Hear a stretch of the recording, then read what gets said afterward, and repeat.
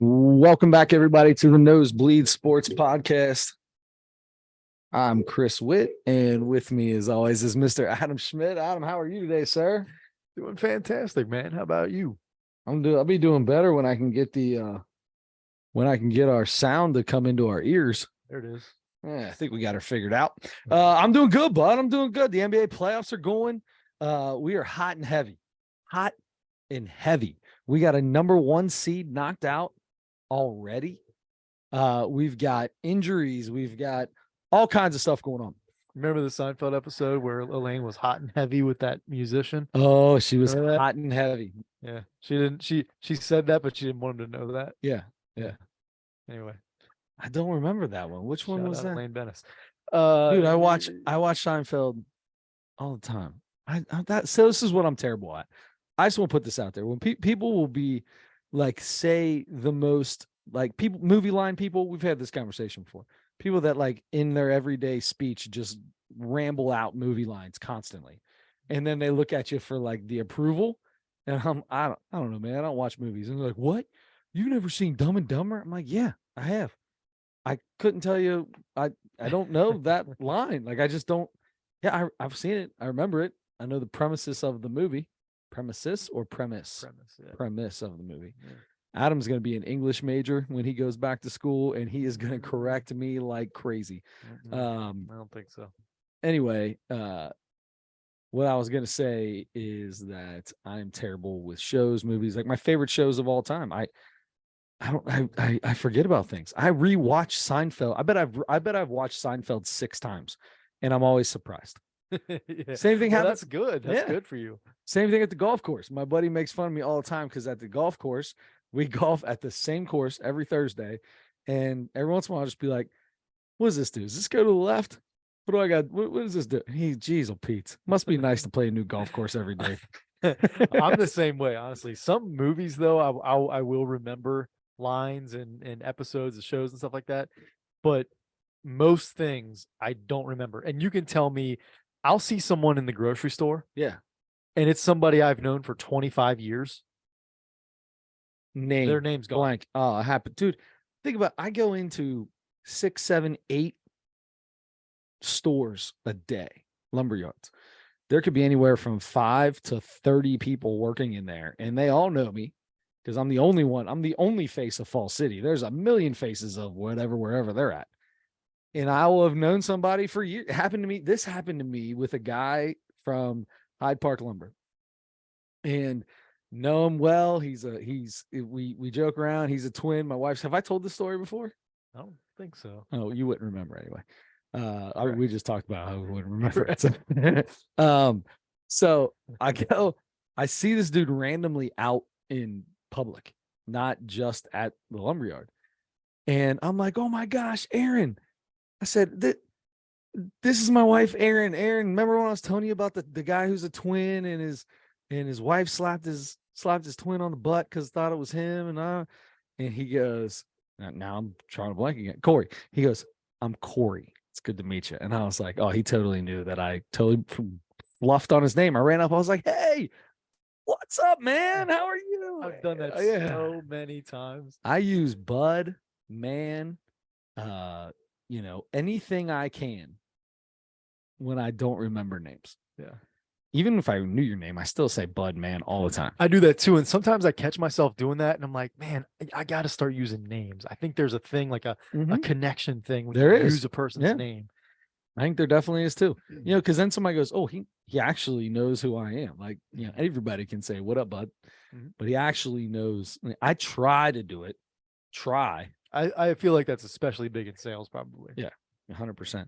When I first meet somebody, I do that whole thing where I'll say their name 3 times while I'm talking to them. Yeah. I do it, and I know they're probably noticing it, but I'm like, hey, I'm Adam. Hey, man, I'm Chris, Fall City Lumber. Hey, I'm Adam.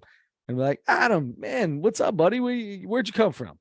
Oh, I came out of. I wasn't even in this industry. I sold washing machines. Washing machines, Adam. How do you get from washing machines? So I try to find, I push that name out there 3 times. Doesn't help. And then on the third one, you go, Adam? Adam? Adam. It's Adam, right? Adam. So, oh Lord. no, So I've been in situations before we move on. Sorry, I just interrupted our moving on. But I've been in situations where I'm like, okay, I have very bad social anxiety sometimes anyway. And that's a big part of, I think, why I forget people's names in those Yeah. situations. But I have forced myself to be like, you know what? Do the most uncomfortable thing and ask them what their name is again. I 100%. so badly don't want to have to do that. And most of the time I don't. I just No. work around it. I got no problem. I will, if it's like something where, okay, I need to know your name. Like I'm in a situation, it's like, okay, I actually need to be able to talk to you. I'm going to talk to you more than 3 seconds. I will go, you got to help. What? I'm down. What? Yeah. Remind me. What's your name again, brother? Yeah. I'll do that. I did it. A guy I've known for years, his kid played baseball for me, and I see him all over the place. And he's got twins that are the same age as my daughters, and now one of them is playing softball, and I see him all the time. The good thing is he doesn't know who I am, because one time I ran into him and he called me somebody else's name. He thought I was somebody else. So it was already that. So I felt way more confident when I was talking. I had him come out and help with the girls. I was like, hey, guess what? You get to help coach today. Come on. And he comes running out. And finally I was like, all right, you four go with Coach Aaron, you four go with Coach Chris, and you four go with Coach. Brother, you gotta help me out. What's your name again? Oh, okay. Yep. So you just got to do what you got. It is what it is. Sometimes people are usually good about it. And then sometimes you just see, even if they don't try to do it, you just see the look of disappointment on their face. Like, I really thought he knew me. Yeah. Oh, I've had that look on my face before. I've had that look on my face before. Yeah, When somebody calls me something. Coach Floyd. I saw Coach Floyd. Did I tell you this? You did tell me. I saw Coach Floyd at a Reds game. He walks up. Are you a PAF? Yeah. No, I get it all the time. No, I'm not a PAF. Chris Witt. Anyway, funny. Wasn't there a Chris Paff? There was a Chris Paff. There you go. Yeah, there was a Chris Paff. I think he was my age, and then there was Corey Paff. Mm-hmm. Was a year younger. Corey is who I usually get mistaken for the little brother. Mm-hmm. I think that's how it is. Maybe Corey's in my grade. Yeah, I don't know about that. I forget. I'm not sure. Anyway, couldn't tell you. I could be getting those people screwed up. So anybody that went to school with me, help me out. Whichever one the little brother was, that's the one people say I look like all the time. I saw a few times, this guy that I graduated with at Elder. He played basketball freshman year and senior year, and I think maybe sophomore year. And there was something he didn't make it for some reason, or something junior year. That's weird. Yeah. Kyle Robbins. Oh, yeah. Saw him at Oak Hills, and kind of saw him from a distance a couple times. I'm like, okay, that's Kyle Robbins. And you can't mistake him. He looks exactly the same. Yeah, exactly. Yes. But he would like come in, peek into the gym, and like kind of watch our practice for a few minutes or whatever. And so he was there for something. And one time I think we finished practice or something, went over to the other gym where our other team was still practicing, and he came over and started watching, and I had to walk back, past him again. And I will always avoid people, even that I know, avoid saying hi, avoid eye contact. But I knew I had to walk right by him. So I'm like, Adam, force yourself to do something uncomfortable. It's good for you. Get out of your comfort zone. So I look up at him. I'm like, all right, I'm going to look. I'm going to make eye contact. Hey, how's it going? Kyle, right? Yeah. Hey, what's up, Kyle? He's like, hey, yeah. I thought I recognized you. What's your name again? Yeah. Did you tell him? Yeah, I did. Did he know where he knew you from? That's the one that gets me. The one that gets me is when they're like, God, where do I know? What's your name again? And be like, Chris Witt. Where do I know you from? It's like, oh, no, you have no idea. Yeah. And he might not have remembered me at all, but I'm like, dude, I was a manager for basketball. Like, it's not forever. We weren't just in the same class, because there are tons of people in the class. Yeah. You saw him every single day, every day. Yeah. I don't know. I talked to him about you when he coached baseball. When I coached baseball against him, I talked to him about you. I was like, yeah, my cousin used to. Oh yeah, Adam, I remember Adam. Yeah. Anyway, he lied to both of us. I had a guy. This is gonna go, and it might take a minute before we get to sports. This is the awkward feeling you get, and like I was almost upset one time. I almost got upset. I was at a bar. It was Maloney's pub for we were there with the baseball team after something. I got the baseball parents, right? Hanging out with the baseball parents. Classic Delhi pub. Actually, it was I think anyway, doesn't matter. So sitting there and I go to the bathroom. And in line, well, first off, there comes in this bus where a bunch of people were dressed up like they were from the 80s. So they obviously went out somewhere and then ended up at Maloney's. Guys in line in front of me, and I'm like, yo, I said, are you Nick or Chris? I know the Bucherts, right? I didn't know if it was the older brother or little brother. And he looks at me with this crazy look and he goes, Nick. And I was like, Nick, what's up, dude? I said, Chris Witt. He was like, do I know you? And I was like, we went to school from first grade through senior year at Elder. We played baseball together for 6 years. Same team. We're the Gators. 6 years. We did all like, there was nothing else we really played. Maybe we played basketball 1 or 2 years together. He didn't make, but it was like, what are you? Huh? You never existed. I'm like, I said that. I was like, you playing with me? He was like, I said, dude, I went to Dominic with you for 8 years and we went to Elder for 4 years and played on the Gators. You played for the Gators? And I'm like, what is going? I'm in another try 3 steals of home in the same year. That wasn't for the Gators. That was the Angels. That was later on in life. That was when I got better at baseball. But no, I was like, is this like I asked him twice, are you for real? Like, are you messing with me? We're standing in line to go to the bathroom, and he's like, I'm sorry, man. I guess I guess I'm not very good with names. And I'm like, you don't even know my face. Forget names. Yeah. What are you talking about right now? I walked out of the bathroom and I was like, I got done. And I was like, all right, well, have a good life, bud. And I turned around like, this is, I was upset. I was upset. I can understand that. I mean, it's not like I was the quiet guy in the corner. You guys didn't have 600 kids in your St. Dominic class. No, there was 90 kids that graduated from St. Dominic and half of them were boys. So there's only 50 of us. And we played sports together. Like, we did things together. Big deal. It wasn't just like some dude. I wasn't just some random guy in class that you never saw again. We tried out for freshman baseball at Elder. We were the last. They cut 2 kids the last day of freshman baseball. It's like 5 cuts throughout the entire. 2 kids got cut that last day. Me and Nick Bucher. You guys share one of the lowest moments of your lives together. The lowest moment of my life. The lowest moment of my life. Maybe that's what hurts the most. Maybe he's blocked me out of his memory because maybe he's like going through therapy to try. You like there are certain things in my life that I'm just blocking out, and I need to figure. And he's blocked me out of his memory because of that. That's what we're going with. All right. I'm so mad. I was mad.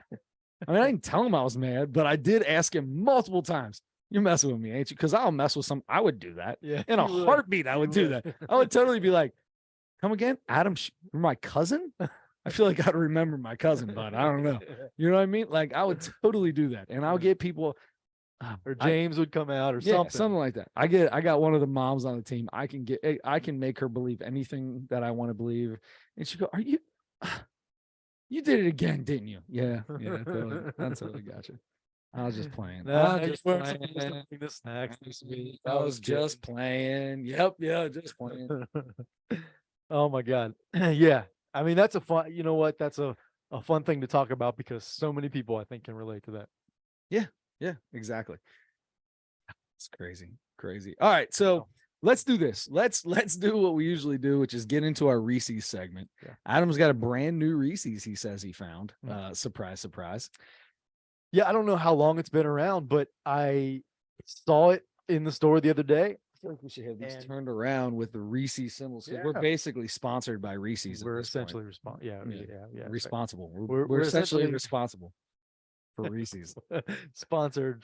We're responsibly sponsored by Reese's. Yes. Anyway. You remember the organic cups? We tried the organic cups. They were a little smaller. Yeah. Oh, is there an organic big cup? No. Oh, thank God. But get your vomit bucket ready because We are gonna try the plant-based Reese's peanut butter cup, baby. If you are on YouTube watching this and not on one of the many many podcast apps that are out there that just listen, just held it up there. Reese's 2 peanut butter cups, plant-based. Oh, here we go. Ready for Oh this? my God, go Say ahead. it. Say it. Should I say it? You say it. Oat chocolate confection and peanut butter. Oat chocolate confection. Isn't cocoa a plant? Why can't we just have chocolate? I guess that goes to show you that it's not real cocoa. It's not real chocolate. Oh, boy. Okay. Here we go. Man, oh man, oh man, oh man. That's oh, a man, different smell. Oh boy. Oh, yeah. Boy. They're not even wrapped. Oh boy. They are Just- not wrapped. They're just in there. Nope. No, All they're right. not. All right, Adam. Let's see here. I'm gonna go ahead and you've got the first bite. Yeah. You got the first bite. First impressions. First impression, it doesn't taste like chocolate or peanut butter to me. Man, it's got a smell to start with. The first thing you do is smell it, and it smells different. It just smells like a different chocolate. It's not bad. It reminds me of another chocolate, like some other candy, maybe you eat around Christmas time or something. I can't pinpoint it. Just smells like a different chocolate. Or maybe a real chocolate. The chocolate is the worst part. Mm-hmm. The peanut butter, though, even though it says peanut butter, isn't the same. No, it doesn't even look the same. I can't tell if I can't taste the peanut butter well because the chocolate's so different, or they're both so different that it just tastes different. It's not. I mean, I'm not throwing up. No. But I'm out. I'm gonna go ahead. I'm gonna go with a 6.2. oh my god. I mean, I eat it. In this, That's terrible. a 6.2 is basically a negative number. Basically, every normal Reese's is 9 or above. Yeah, that's right. Trying to remember what we gave. So this that's why organic. that's what I'm trying to go with. I'm trying to go towards the realistic. I know we don't remember anything, but do you remember compared to the organic cup? I think I like this better than the organic cup. It seems like you do. I remember you not caring for the organic No, cup. I mean, yeah, I think I do. So if you decide at some point, you know what? You gotta wash my taste buds down with some of these from last week. These Reese Puff Reese's, real Reese's Reese Puffs. This might change my score. Might join you. This might drop my score lower. Eating real Reese's. Man, really interesting. Very interesting. The plant-based cup. Holy cow. You went. That peanut butter is terrible compared to this. This is so good. You said 6.2. That's the funniest score ever. I'm gonna go with an 7.9. Wow. Okay. All right. That's not bad. It's not bad. I think it might be my lowest score of any of them though. Close to You might be right. All right. You know what? Good for you. If it's truly healthier, and by the way, this is a vegan. This is a vegan treat. Well, I mean, sure. Okay. And That, you know what, a vegan would give that a 10. After what they have to endure on an That's true. everyday basis, this is a real treat for a vegan. that's a 10 out of 10. I mean, it doesn't taste like anything Reese's at all. That shouldn't even have Reese's on it. It should just say plant-based chocolate peanut butter cup. That's what it should say. Oat cup. Chocolate. What was it? Oat chocolate confection. Oat chocolate confection. And Oh. peanut butter. It's also a very oh, gross. Oh, that's even worse. You ate a vegan wrapper. I don't know that I've ever done that before. Wow. I just Because this wasn't wrapped. When I took Yeah. the Reese's mini from behind us just to clear the palate, I just popped open the foil and threw it in. Got the whole wax paper wrapper with it. Nice. All right. That was fun. I don't know. Well done. Hey, it's a new Reese's, bub. That's what we're here for. Adam, I got a question for you. This is an on-air question. Okay. I realized I'm going to preface this with I should have prepped my coaches for this before I threw it at them. You've coached many things. Got a coach that talked to who has done something that he would do like every few weeks, where he would text his coaches, and separately he would ask them to send who are the bottom 3 on the team right now. Okay, not necessarily like they're terrible, we need to figure out how to get rid of them, but let's get these guys back to, these are the guys we want to focus on for the next couple weeks to get them back where they belong. Okay. You ever done anything like that? I've had many conversations about the personnel, and in the conversation we say, this is our last player. These are our last 2 players, not necessarily having the conversation specifically for that reason, but we identify them right during the conversation. So in that identification, is it really just be like, okay, they're just going to be at the end of the bench, just is what it is? Or is it, okay, these are the kids that need big time work. What can we do to get them better? I think mostly, especially during the season, it's been, you know what, these are the players that I can't get in the game, help us much. Right. Yeah. But I feel like I sometimes gravitate toward those players personally. And as a coach, that's what your whole point of coach is, to try to make people right. I get it, because those are the kids that you're going to see the most results the quickest, I think. Usually. Absolutely. So I like to help them out a little bit more, because, if they can make a left-handed layup, suddenly they doubled their skill set, Right. Yeah, exactly. Yeah. I like that. That's the point though. So I've been I talked to a couple of the coaches about doing this in the past, and I've been meaning to do it this year. I've talked to my dad about it, talked to some other coaches, but I ain't talked to all the coaches. Well, here's the deal. A lot of the coaches are dads on the team, right? So, you got to do this without it being, so it's like, all right, text me separately who they are. I didn't do a very good job, I feel like, of explaining why I was asking the question. Okay. Holy cow, bud. Yeah, I messed up today. One guy immediately, that he's like you. He gave me 2 and then 4 more afterwards. Sure. Same thing from the other guy. The rest of them haven't said anything back except for, I get this. It's a paragraph. God, I love my dude. He's probably he's become one of my really good friends, not just because of baseball or because of basketball or anything like that, because our kids are together. Just like I genuinely, this is my dude, right? Like I would go hang out with this guy on a random whim anytime. Nice. My guy. He gives me 4 messages and he's like, maybe we should talk. I feel like I'm just going to give you a whole book here. He's like, all these different things. And it's who's doing good at this and who's doing bad at this and who needs, and different levels of it all. So I said, dude, I thought we talked about this before. I called him up.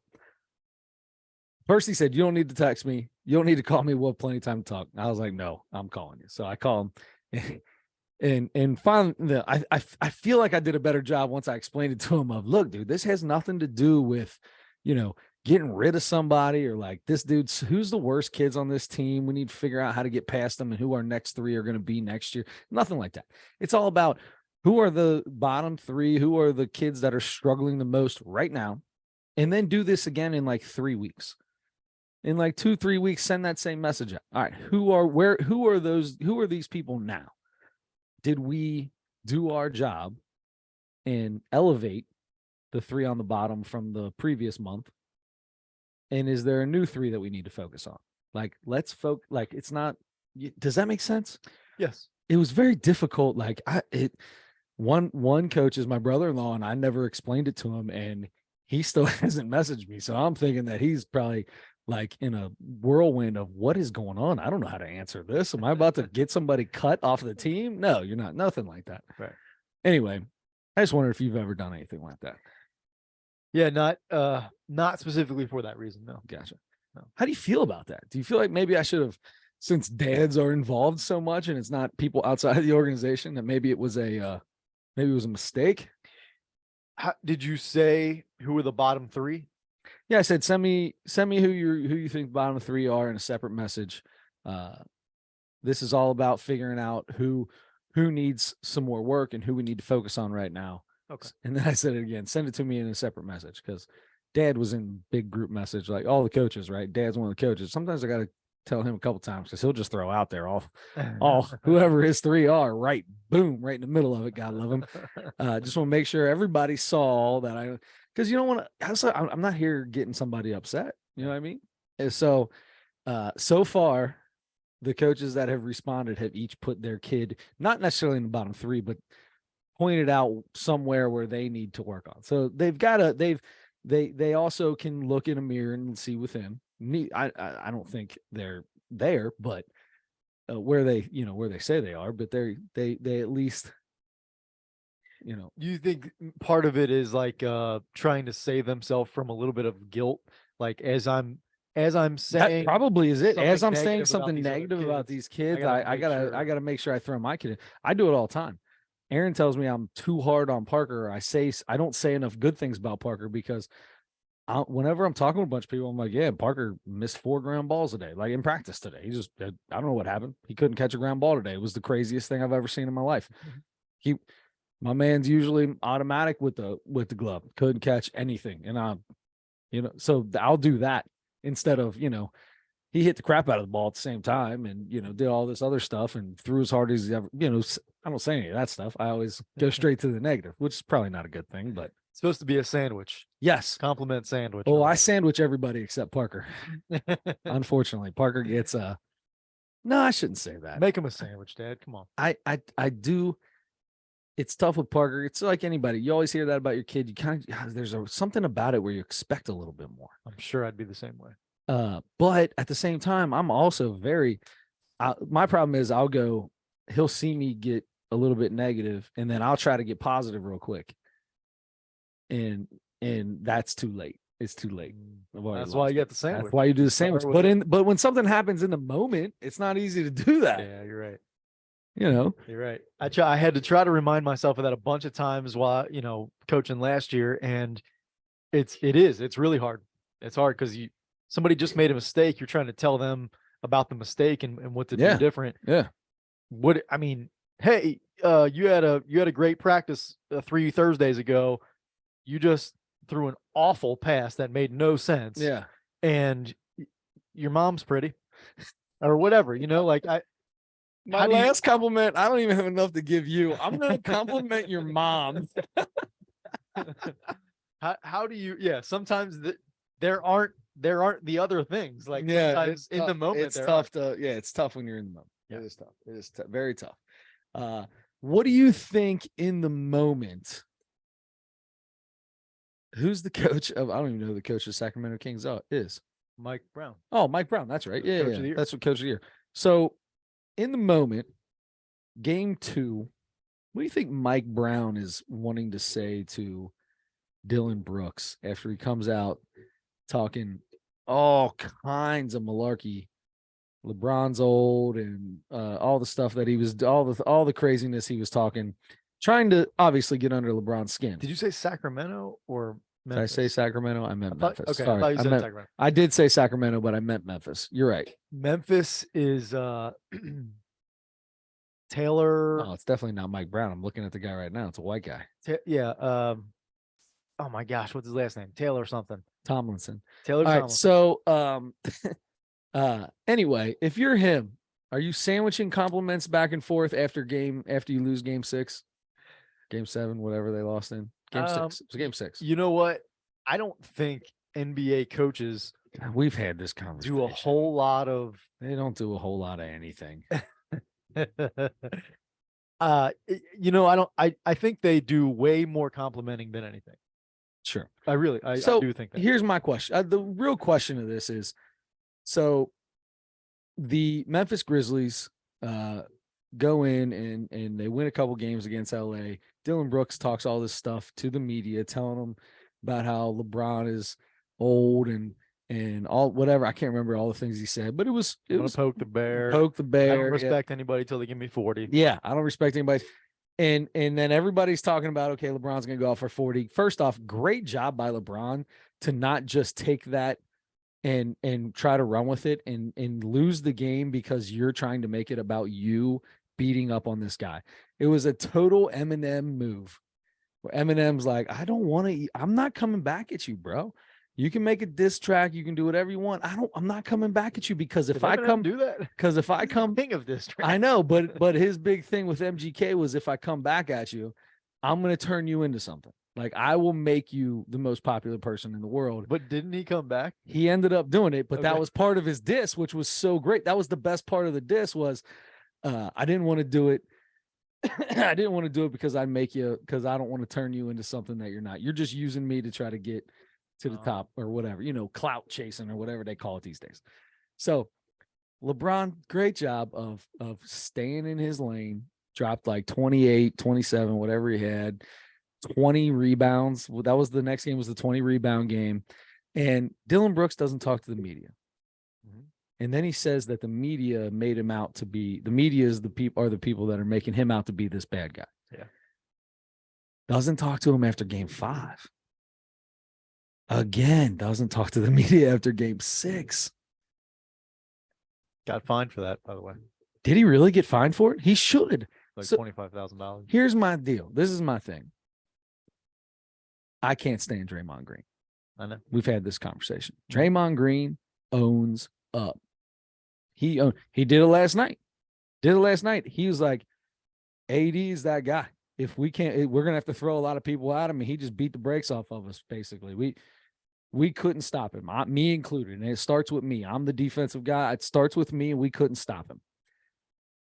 Dylan Brooks is going to you'll never hear Dylan Brooks' name again after the finals are over. You'll never hear it again. Really? This dude's gonna disappear into oblivion. See, I don't think so at all. And there's been a big thing on the internet because yesterday the Memphis Grizzlies announced that they are under no circumstances bringing Dylan Brooks back. They're not bringing him back. Not bringing him back. Okay, They will not be re-signing him under any even more of a reason to say what I just said. I didn't even know that. So he's a free agent, and he apparently is asking for like $25 million a year. Yeah, sure. Why not? That's what he deserves. Averaging 11 points. Yeah, he shot like 31% from the field in that series. He got suspended for a game. He led the NBA in technicals this year. But the media is the one that makes him out to be that guy. Right. Yeah. So the Memphis is not interested in that. Taylor Jenkins, by the way, and I'm going to be angry at myself for 2 days for forgetting that. It's yes. But there's a big thing on the internet right now of people saying that he's going to be all this stuff. I'm so bad at talking. He's playing in China next year, is what everybody's saying, and they're all doing it through like different jokes about disappear into going oblivion. to Literally, I didn't even hear all this. Disappear into oblivion. That's what's going to happen to him. I don't think he's not going to get 25 million to go anywhere, but he will play somewhere, and he'll probably play some minutes. And he's just what was the guy's name who married Kim Kardashian? Chris Humphries. Disappeared into oblivion. That's what's going to happen. He'll play in the NBA for 5 more years, but you'll never hear anything about him ever He'll be again. on the end of somebody's bench. Yeah. Oh. Yeah, I don't know. I mean, it depends on. And he also, by the way, besides saying he wants in the 25 million range, he wants a much bigger role offensively. Good, because shoot 30%. I would ask for a bigger role too. He said he's got way more in his game than what they were only asking him to be a 3-and-D guy, and he's got way more to his game than that. So he wants to showcase it somewhere else. He's going to have to go to a Houston, a Toronto if Siakam leaves or something, and they start a rebuild. He'll have to go somewhere like that to get an opportunity to take as many shots as a really bad team, I would think, because a good team's not going to bring him in to add scoring to their team. Even if he went to a really bad team and became the third option on a really bad team, you don't know who that guy is. I couldn't tell you the third option on Toronto. You could tell me who's averaging 15, 18, 20 for Toronto as their third option. I wouldn't know who he is. Never heard of him. Or it's some guy that I didn't even know played for Toronto. I'm telling you, disappear into oblivion. He's done it to himself. This is where sports psychologists should be on every single team and be forced to, like, every player should be forced to have a conversation with a sports psychologist. I do agree with that. Throughout the year. Because some of these guys do and say things, and it's going to be, his head's messed up from here on out. This dude's head is messed up. I don't know. He seemed like a really confident guy for 2 games, and then he got stepped on, and that was the end of it. Then he got teed up. That's what happened. He punched LeBron in the nads, which, by the way, I don't think he deserved to get kicked out. I don't believe he deserved to get suspended for that. I think he was trying to give a little. I think he was trying to hit LeBron there, but I don't think he was trying to like purposely punch somebody into balls. I think he felt like he got beat, threw his hand out. I feel like that happens all the time. I'll have his back for that. That's kind of you. I'm not sure. I'm not sure what's going to happen with Dylan Brooks, to be honest with you. I have no idea. He's not coming back to Memphis, that's for sure. And I mean, he was kind of a big part of what they did the last 2 years. But he did not look good in the series against the Lakers. And the whole thing, even the former players were like, that are in the media are like, come on, man. Yeah, you got a media comment. Get the hell out of it. That the media comment, number one, and number two, you gotta man up. When you make certain comments and you poke the bear and you don't respect somebody until they put 40 on you, and you're talking about one of the top 3 players of all time, depending on who you talk to, like he's on that couch. That couch holds 3 people. He's on that couch, right? Like you can't all of a sudden, when you do get beat and everybody wants to ask you about it, you can't back into a corner. Yeah. That's the whole, if you're gonna talk the talk, you gotta walk the walk, right? And if you can spit it out, you better be able to take it. That's right. Kelly Tripucka, Uwe Blob, LeBron James. Those are the 3. Uwe Blob is probably my favorite, just because he's the little blue guy at the Xavier game that rolls around. What are we writing down? Oh, he's got a new name for greatest names. I've never even heard that name. Yeah. He was a player in the 80s and 90s. Oh, gosh. He played for San Antonio, maybe. Okay.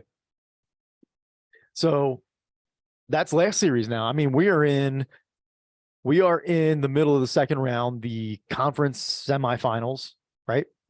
Yep. And so the Lakers did go on to beat, and they put a whooping in that last game on Memphis. And so they move on to play the winners of the only 7-game series in the first round. Yep. The Warriors and Sacramento Kings. And the Warriors came away with that. Steph made some kind of magical speech that his teammates were talking about after the game. So did you hear about like what it was about? Did you hear about that? Like there's some talk about how there were some guys that were unhappy with playing time, and there were guys that were unhappy, it's kind of talking about things. And he basically said, if you're not here for this team, don't even get on the bus. Yep. Like this ain't what we're about. If you're not here for the team and you're here for you right now, and that's what you're thinking about, don't even get on the bus. Then he goes out, and I'm sure he goes out, and it wasn't like his team helped him. My man still had to drop 52 to get the dub. But he went out and did. Steph Curry is Guy's amazing. He's my favorite player in the league, and he I just want I know this Warriors dynasty is coming to an end in the next year or two, probably. I want to see them as long as I possibly can, especially while Steph is still at the top of his game. Who knows how long that's going to last?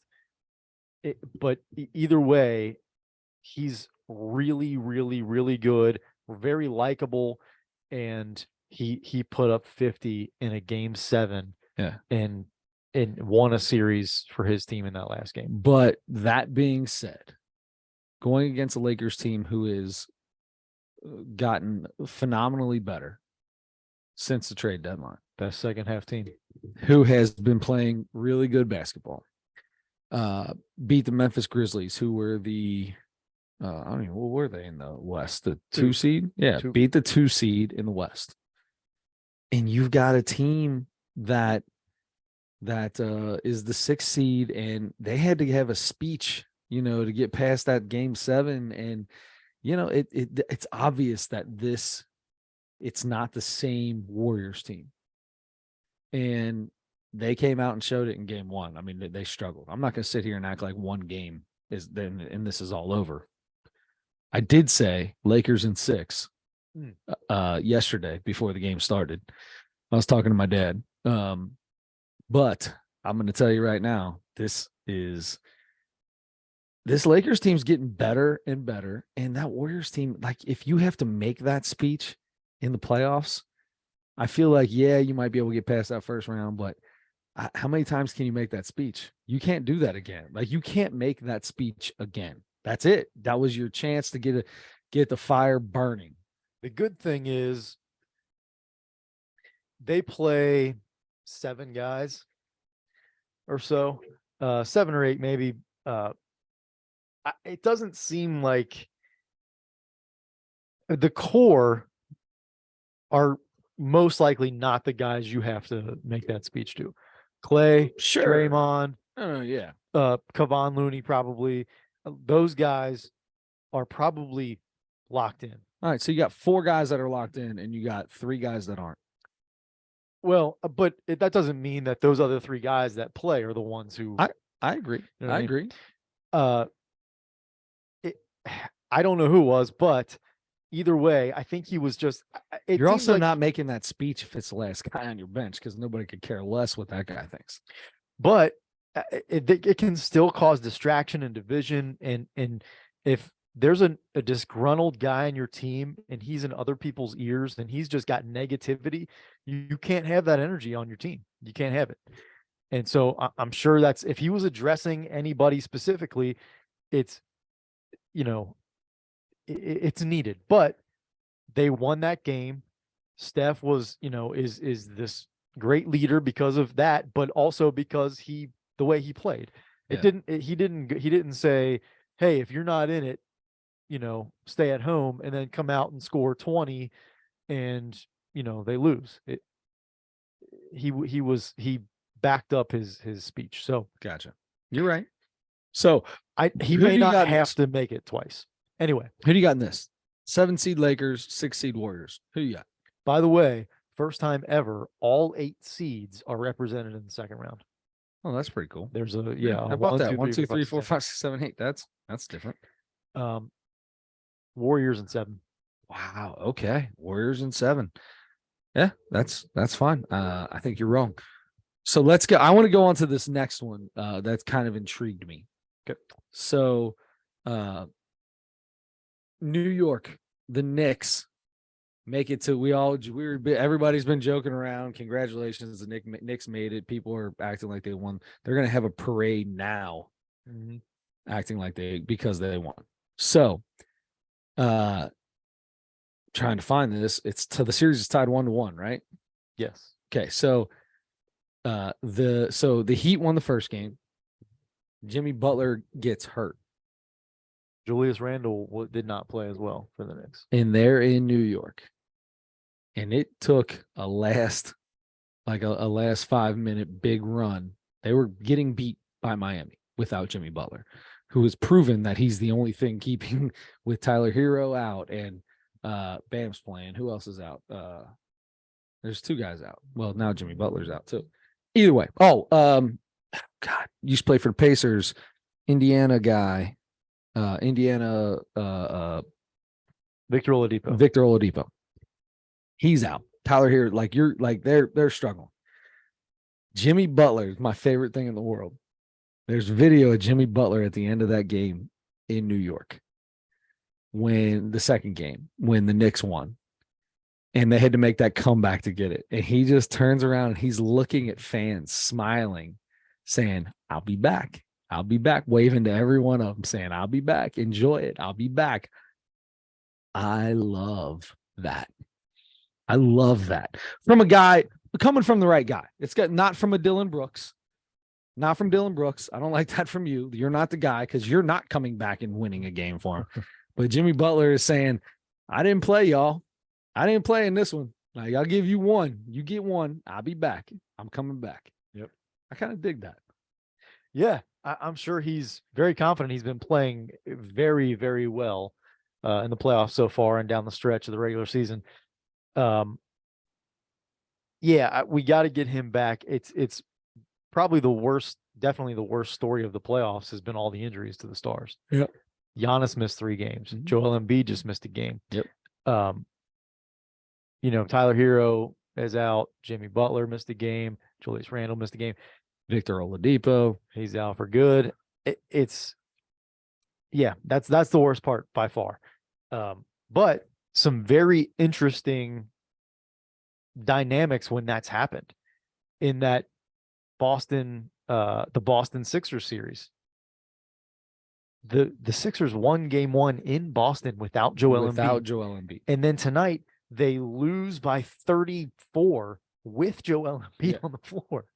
It's so strange. So obviously, I think the day after he won the MVP. After he won the MVP, which by the way, Joel Embiid, congratulations. Congratulations, Joel Embiid. Most awkward thing I've ever seen in my life. Did you watch it last night? No, but I saw a video of the Sixers all watching it together. Yeah, and they talked to him right after. But so Kenny and Charles and Shaq and are all, and Ernie, right? Doing the thing on TNT beforehand, and they walk up and they're like, and Ernie's like, well, Shaq, Charles, you guys have both won before. Here's the envelope. It's got the name in it, and go ahead up there and then, do it. And Shaq's like, he opens it up and he's like, here, Charles, you read it. And Charles reads it. And it was awkward. It was weird. It was weird. Charles started getting really pissed off because they started talking about voting and how the voting works and how you add up the scores and all that stuff. You vote for 5 or whatever. And he's like, I had the most first place picks. I should have had 2. It still makes me mad. I ain't have no second or third place. No second or third, but I got the most first. That don't even make sense. And Charles is getting all pissed. And Ernie's like, well, you did have second and third. Well, not enough. Obviously. He had the most first place votes, but didn't win the MVP. I thought that was that seems pretty impressive too. But that's Charles Barkley in the media probably anyway. But the point is it was awkward. And then they talked to Joel Embiid for a minute with all his fans, with all the team in the background. And, that was kind of cool for a second, but it was like that. I feel like that should be done a little bit differently. I feel like it probably always was. I mean, I always thought it was like in person or something, right? Or like they. Yeah. I think so too. And I'm sure they'll bring the trophy and give it to him in Philadelphia. But the introduction. That does seem really strange because I feel like the commissioner has always presented the award too. So, and that'll happen when he actually gets the trophy. I'm sure. Yeah, Adam Silver will be there and we'll give it to him and it'll be more of a formal thing. But yeah, I didn't get to see it when it happened, but I did see the video of them randomly. And I could hear Charles announcing it. I just randomly had TNT on early to see that early before all the games started the other day. Anyway, there you go. Let's go to do you even want to talk about that? What do you think about the Knicks in Miami? I'll wait. So now it's tied up. Now hopefully next game they'll have everybody will have everybody back. Randall and Butler, I think, are both expected to play, and they don't play for another like 3 days or something. Is that right? Yeah, I think they play, or maybe it's I think maybe it's the 5th. That's Friday. That's 2 more days. That's two Still, more it days. seems like a long. I mean, they played long time. yesterday, and then they play again. No, dude, they don't play. They don't play again until Saturday. That doesn't make any sense. So they played on the 2nd. Go back. They played on. Let's go. I had the bracket up a minute ago. Anyway, it's Tuesday, and they don't play again until Saturday. May 6th, 3:30 p.m. Unbelievable. That's a lot. It's a big break. And the weird thing is the Sixers play today, and they play again on the 5th. I don't understand. It doesn't make any It's sense. It's good for the Heat and Knicks because they'll have time to get everybody some treatment. So Right. Yep.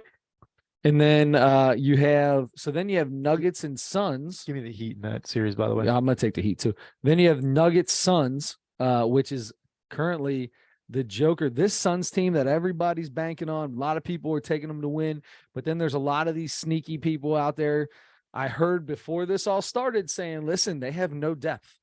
They have zero depth. Their bench is terrible, and that's no joke. They have their bench has scored the least amount of points in the first series of a playoff ever in the history of the NBA. They had the lowest scoring bench ever. That is insane. So obviously their big three, Paul, Durant, and Booker, are don't have anybody to help them. I feel like I was a pirate there for a second. Mm-hmm. Did you feel that? I felt like a pirate. What's pirate's favorite letter of the alphabet? R.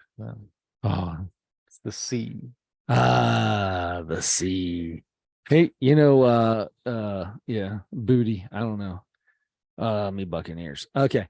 Are on me bucking head. What? Me Buccaneers are on me bucking head. Oh, okay. I've heard that one. My father-in-law says that all the time. Nice. So anyway, Suns, Denver, Nikola Jokic. I feel like for a guy like him, real MVP, if he were to win the championship, he'd be more happy about that than anything. I mean, everybody would, but it would make losing that MVP a little bit better. Do you think that they had a video, like all the guys in Denver were all together with him at the same time, and they're like, we're just going to go to whichever one wins between, or do you think they already knew Joel was going to win, but like all his team are behind him and they make the announcement and you hear his team chanting? Does that mean all the guys with Jokic are standing back there, and then when he loses, you just go, well, back to practice? That's a good question. I don't know how that works. I imagine they would have to.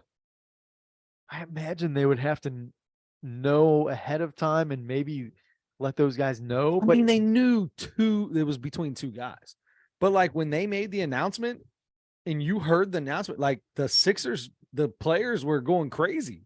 Yeah. Chanting MVP and all kinds of stuff. So I don't think they knew 100%. Yeah. And I saw the reaction on Embiid's face.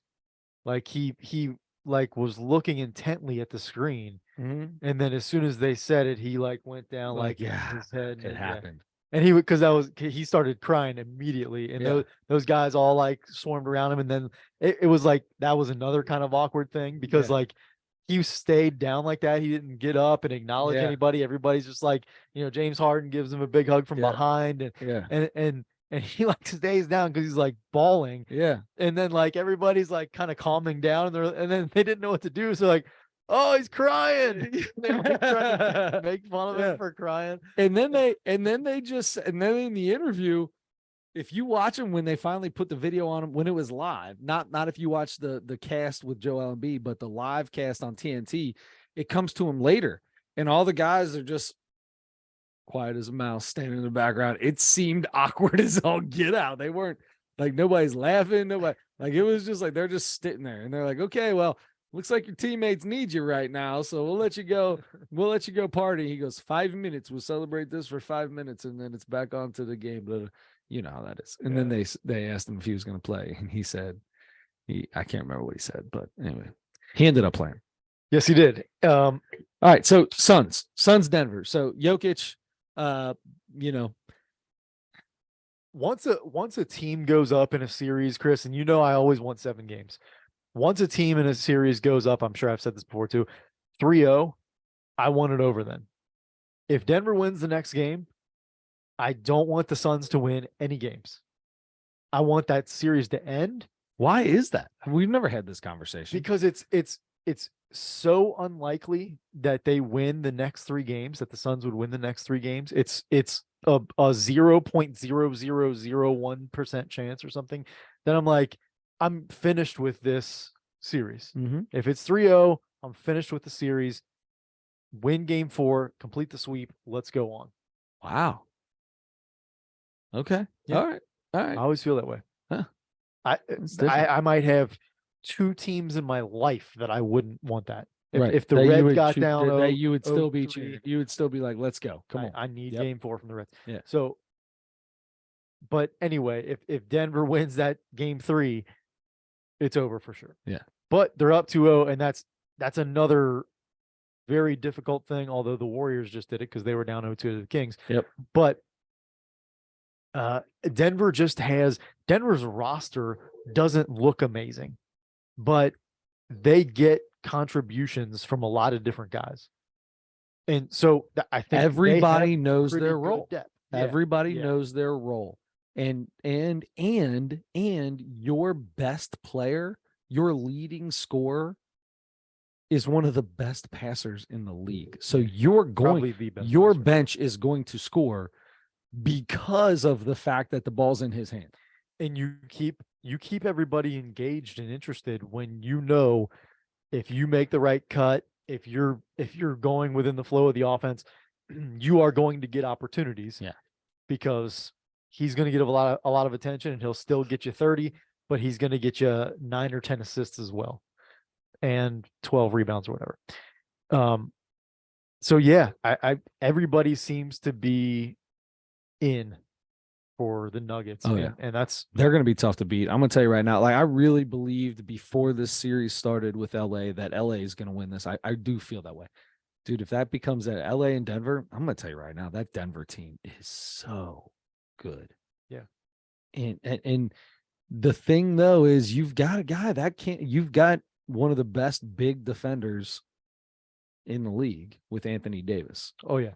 Especially lately. He's been incredible. Yeah. So when you put that on the Joker, I'm not acting like he's going to stop Jokic, but he can slow it down a little bit more. You know what I mean? That makes things a little more difficult. And I don't know, man, maybe his length and athleticism can bother Jokic for sure. More than most. What I'm saying is more than most. Jokic is going to get 20 and 15 every night, whenever he wants. Yep. But is he going to get 20 and 15 and not 30 and 22? Right. You know what I mean? Yep. And yeah, I hate to keep jumping around. AD looked really good the other night. That's exactly what I was just going to say. He had a 30-20 game, I think. And yeah, he's playing really, really well.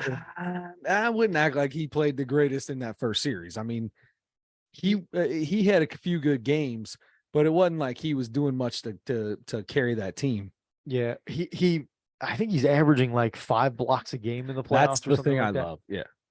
And that's huge.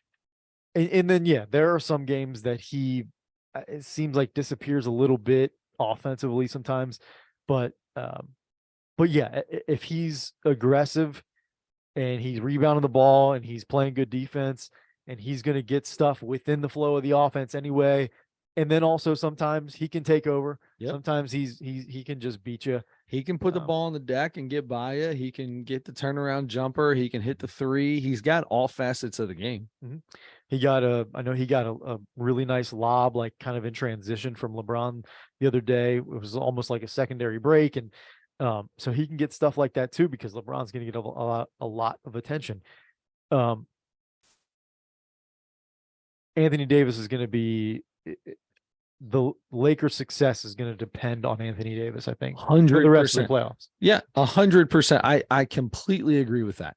LeBron is LeBron. LeBron has been in the league for 20 years. He's damn near 40 years old, and he's still one of the top 10 players in the league at this point. Yep. However, I think he wants Anthony Davis to be the focal point of this offense. Now, don't get me wrong. If the game's on the line, Bron's going to have the ball in his hand, whether he makes that pass or takes if he's got an open lane, he's taking the lane, and the ball's going to be in his hand. But I think he wants Anthony Davis to take this thing over and be the focal point and take something away from like take some of the pressure off of him.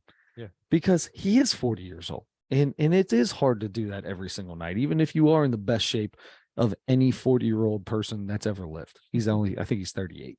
38, yeah. Yep. We'll see. But it's if it's Lakers, you said Denver Lakers. If. So you know what? Let's not go there. We'll see. Let's not go there. Let's just talk. You already think the Lakers aren't going to make it there anyway. We both think that Denver's going to get there, though. At this point, yeah. After, yeah. What's the one we're missing? What are we missing? Just the Celtics Sixers, maybe, but we kind of talked about that. Talk about that. Celtics Sixers, that's tied up 1-1. Yeah, I think we're all there. We're pretty much there. And that's so hard to predict because the Sixers won in Boston without Embiid, and then they got blown out with him. So those are two teams. Oh, sorry. This year that there was a time where they were talking about the Celtics like, oh my God, what happened to the Celtics? They're terrible. Tatum is falling off, and what's going on? Is Jaylen Brown leaving? Does he want to be the focal point of an offense? What is happening? And like there was a point where everybody was doing that. And the same thing with Philadelphia. They went through a stretch where they were playing as bad a basketball as anybody could play. So both teams can have bad games, I guess is what I'm trying to say. Yeah, and they can both be among the best in the league, and especially this year with nobody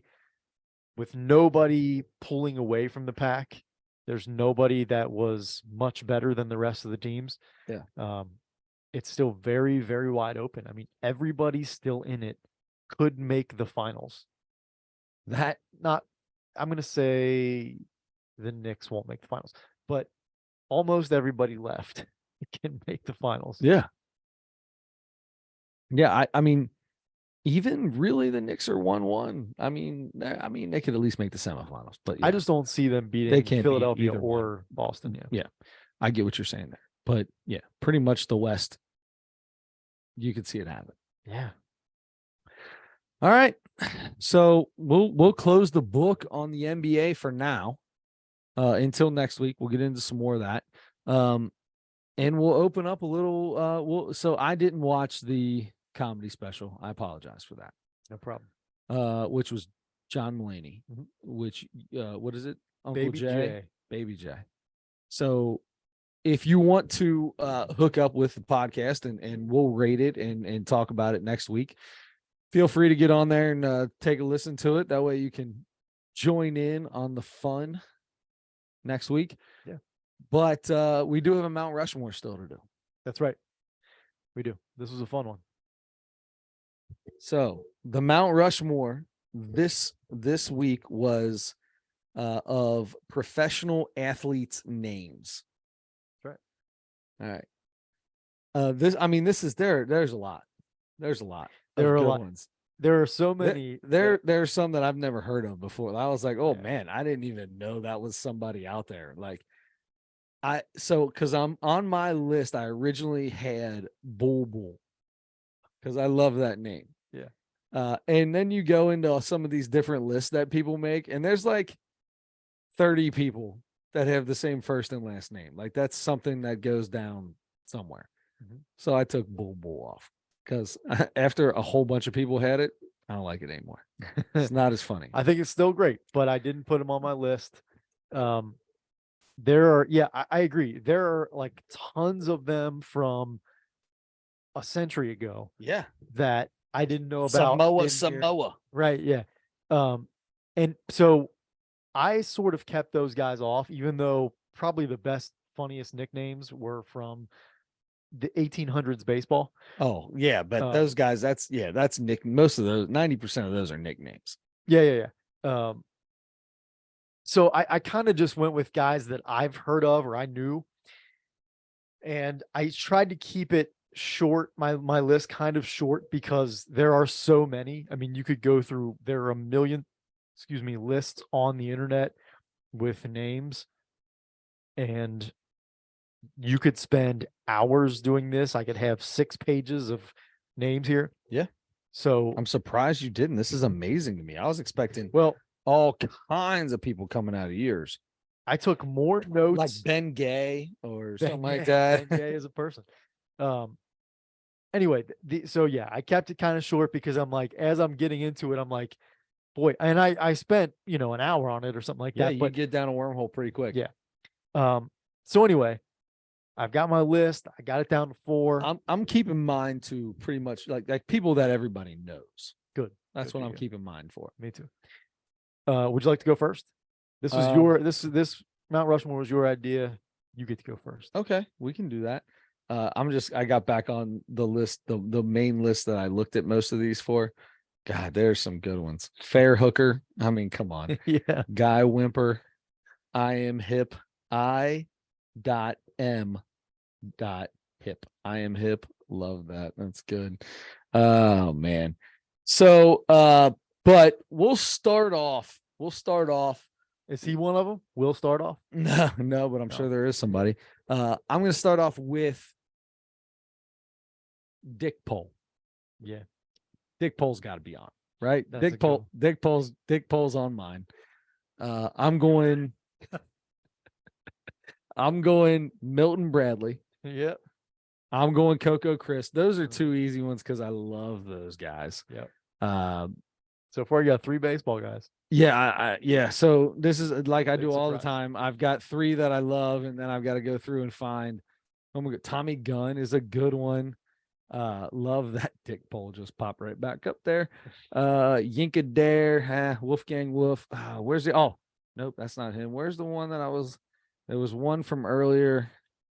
God, I remember now. Dan Patrick, because I was listening to Dan Patrick, and he talks about this guy all the time. He said back in the early 90s at ESPN, whenever there was any NASCAR that went down, no matter what, they would find a way to say what place Dick Trickle got. Yeah. So I'm going Dick Trickle. I'm going Dick Pole. I'm going Milton Bradley and Coco Crisp. My sister-in-law is got Prader-Willi, which is kind of like a Down syndrome. Like one of them is got 1 too many chromosomes, one's 1 too less chromosomes. So anyway, it's got a lot of different stuff.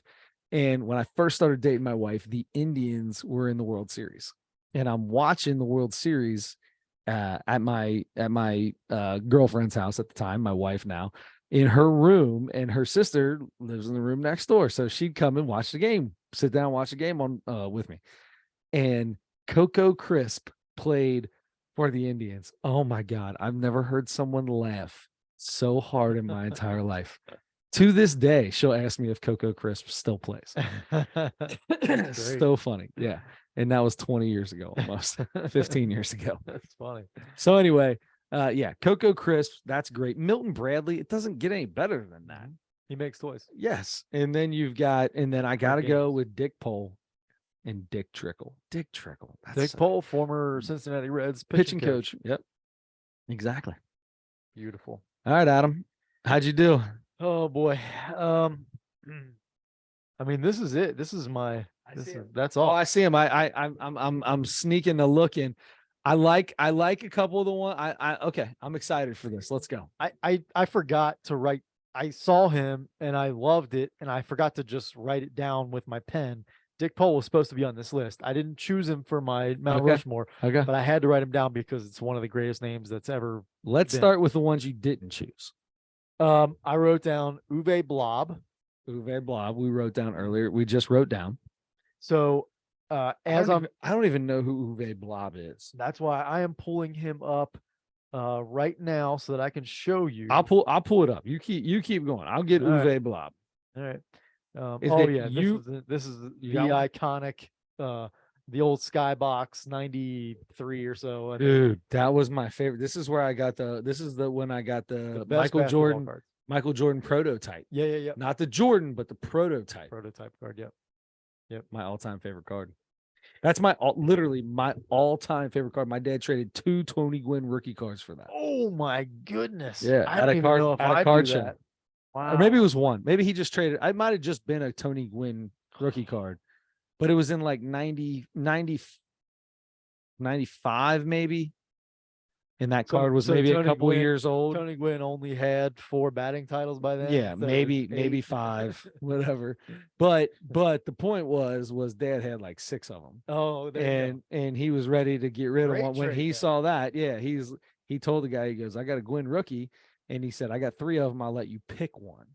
And the guy got to pick which one he took, and then I got my Michael Jordan Skybox prototype. That's a beautiful, which is hard to find a price on, because you got the regular Skybox. I mean, it's looks like a regular Skybox, but it says prototype down the bottom, and you can find the regular Skybox everywhere, but that prototype's not easy to find.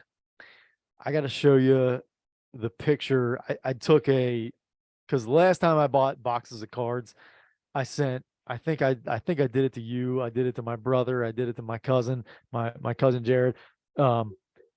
Like every great card that I got in a pack, as I'm opening them, I sent a picture of it. Yeah. And then eventually everybody's like, hey man, I'm going to bed.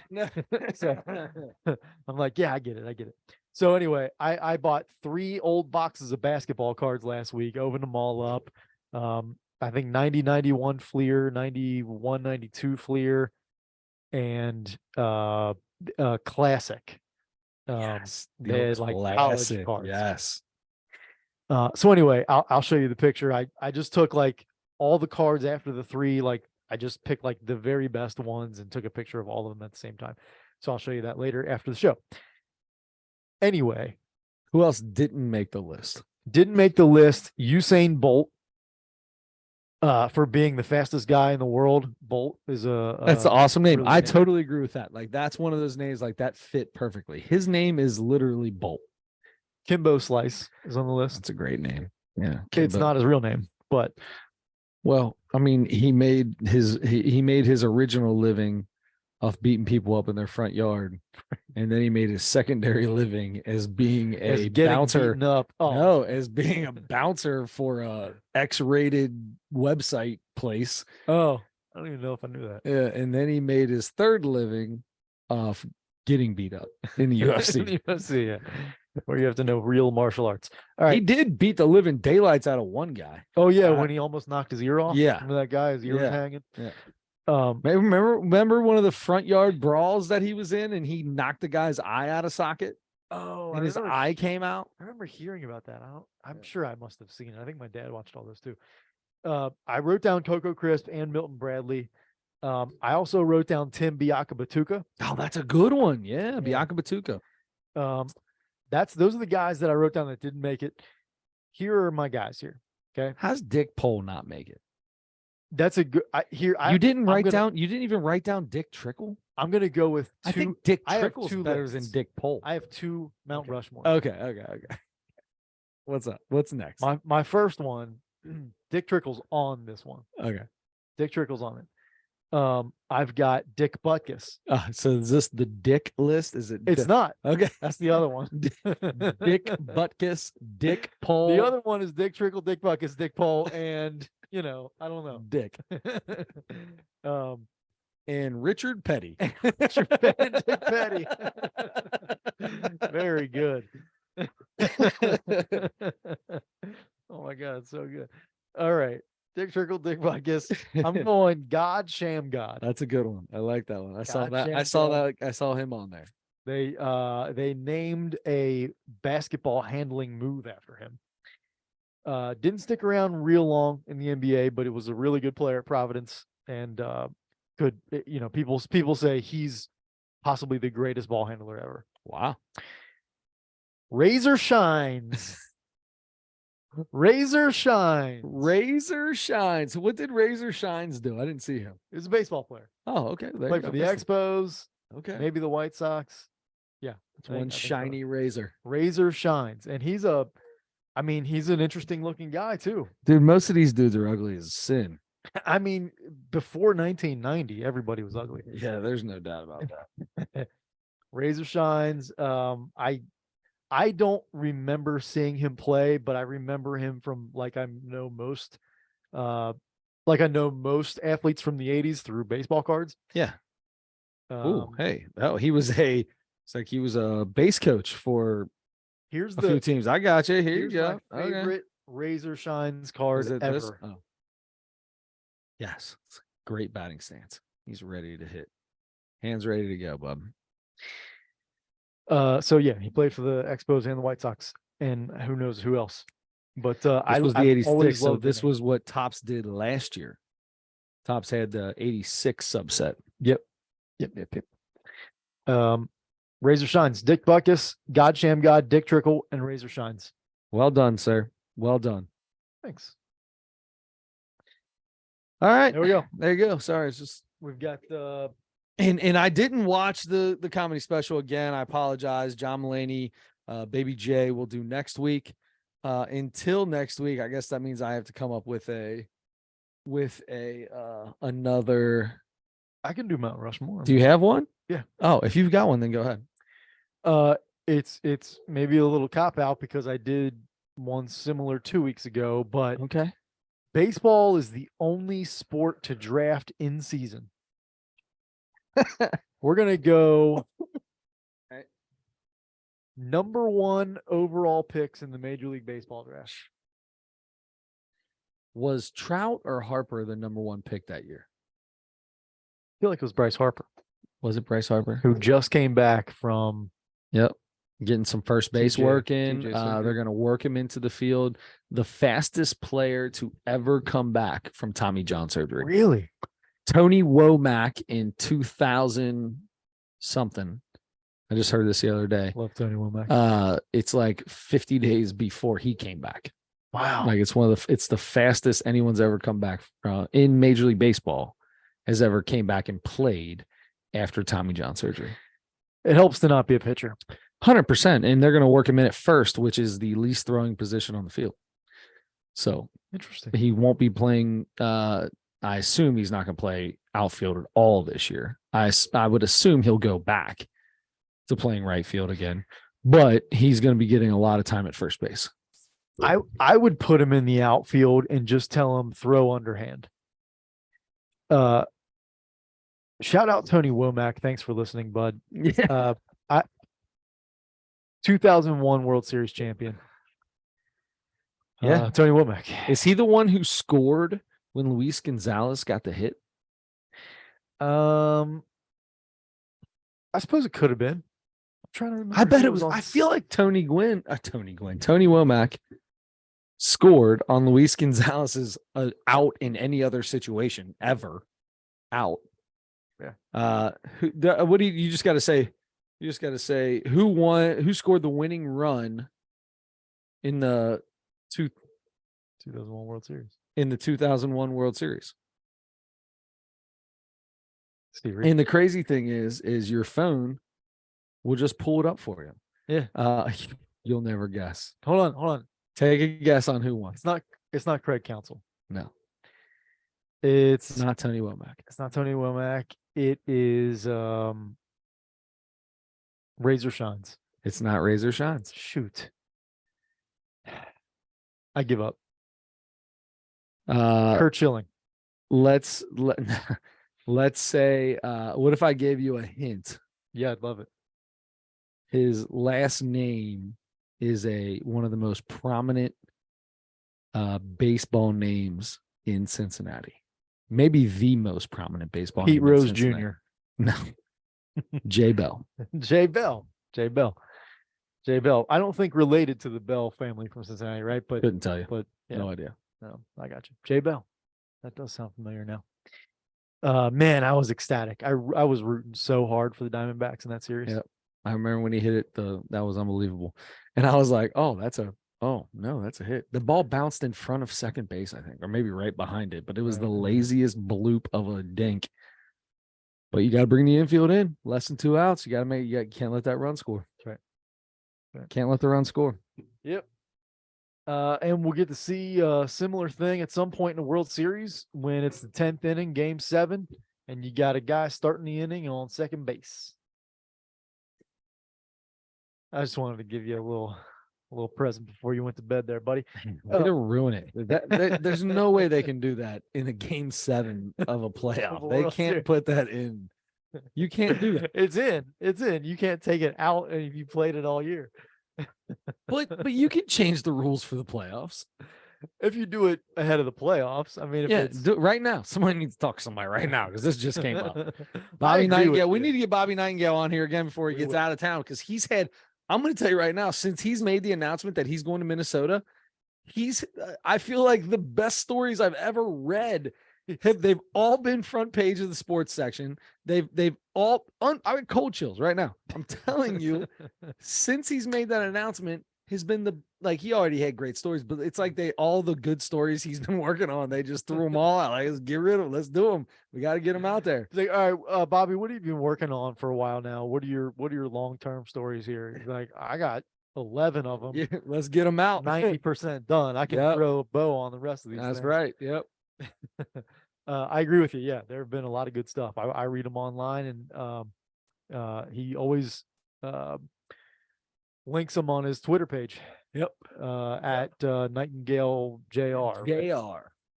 And Nightingale JR. Give him a follow, whether you're a Reds fan, a Twins fan, a baseball fan, a fan of Brussels sprouts, whatever you are, it's give him a follow on Twitter. Yep. Totally agree. All right, man. Fried. We've got Fried. Yeah, I can't eat fried raw. Brussels sprouts. Yeah, boiled, gross, raw, gross. You fry them up, a little bit of oil and butter, some onions, garlic. Oh. Ooh. So you've tried 2 or 3 different versions of Brussels sprouts. Oh yeah. I don't know that I ever had a Brussels sprout until I got married. Okay. And my wife's family made them a few times, and I was like, not as bad as I kind of thought they would be. They sound terrible. And then Dad started frying them. Garlic, Your dad can cook. onions, butter, oil, They put a little oil on it. oil can Boyd. You know who uses oil? Who uses oil? I mean, Dick Trickle and Richard Petty use oil. They use a lot of oil. STP oil, as a matter of fact, Richard Petty. That's right. STP. I don't remember what Dick Trickle. I want to say he was Winston or Marlboro or something like that, but I don't remember for sure. It must have been Marvel because I'm pretty sure old Dick Petty had a little Winston car on him. Oh, did he? Maybe. I didn't even know that. You know, they got about 10, 12 cars. You're right. You're right. They got a whole garage full of them. It makes you wonder what they do there when they ain't driving them. You know what I mean? They just sit around. Nah, I'd be taking them out on the road. Yeah. You wouldn't take one of them out on the road. Take him for a spin. Take a number 43 for a spin. I ain't the best on the southern stuff or whatever this is, but I tell you, I'd take a round road doozy for a hoot on. Hey, what I'm saying, I get on in there, get on town, and sound get on Manhattan now. That's what I'm saying. Those are noises. Just boomhauer. Which means Boomhauer. perfect Oh man, Southern guy. there was some guy I was talking to. Somebody was like, oh, they were like, dude, well, you're not gonna understand. Like, he's gonna talk to you. I'll try to tell you what he says. I kind of speak his language. And this guy starts talking, and I looked at him and I was like, can I just call you Boomhauer? I have no idea what just came out of your mouth. I mean, you on down. No, I'd ride on down there is what I do. I'd take that car, get on down there, turn that around. Is he from Louisiana? I do not know. Is that what that was? Because I don't know That how to sounds do anything. Cajun. I can't do none You of got a these real there. Cajun roll. Oh, body. Yeah. What is where is Cowboy from? Mississippi. That's down there. That's down that way. You get a little occasional news from I don't know what you gonna do. That's down yonder. All right, down yonder way. Yonder Alonzo. I'm adding him to my list. They probably play in the crick. Mhm. There's more than one way to skin a cat. Are these cowboy sayings? I don't know. I have no Yeah. idea. Madder than a hornet on the 3rd of July or whatever. Yeah. Hotter than a firecracker on the 4th of July. Madder than a hornet in underwear. No.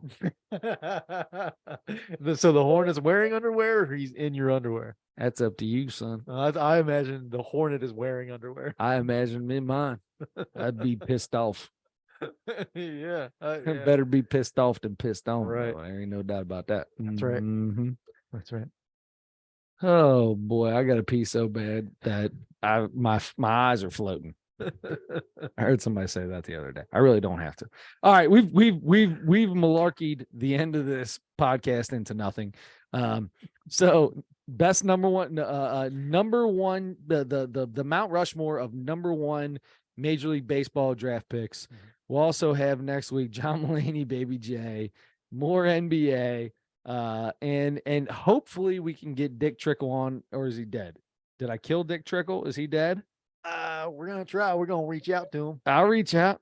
Do you think he's got one of them square boxes you put up to your ear? He yeah, I think he's got one. You might have to reach his Landline? representation, or Yeah. you might have to reach out to his agent or his wife or something. That's really good, by the way. That's really, really good. I'm super impressed. Oh, The wife was spot on. I'm in West Virginia all the time. That was pretty good. I give you West Virginia's wife. Let's do that again. Wife. Wife. I think I Wife. only have it once. I can't do accent. Wife. That was really good. All right. So until then, don't forget to turn your headlights on.